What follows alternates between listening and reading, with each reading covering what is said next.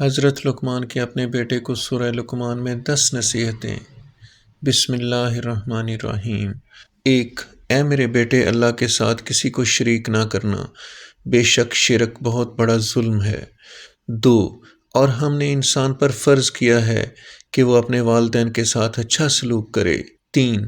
اے میرے بیٹے، اگر برائی سرسوں کے دانے کے برابر ہو اور یہ چٹان میں ہو، آسمانوں میں ہو یا زمین میں ہو، تو اللہ اسے باہر لے کر آئے گا۔ 4۔ اے میرے بیٹے، نماز قائم کرو۔ 5۔ لوگوں کو ہر اچھی بات کی ہدایت کرو اور ان کو برائی سے روکو۔ 6۔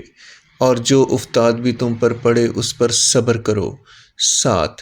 کسی سے بات کرتے ہوئے اپنا چہرہ حقارت سے دوسری طرف مت پھیرو۔ 8۔ اور زمین پر اتراتا ہوا نہ چل، بے شک اللہ کو نہیں بھاتا کوئی اتراتا ہوا۔ 9۔ اور میانہ رو، چال چل۔ 10۔ اور اپنی آواز کم رکھ، بے شک تمام آوازوں میں سب سے سخت آواز گدھوں کی ہے۔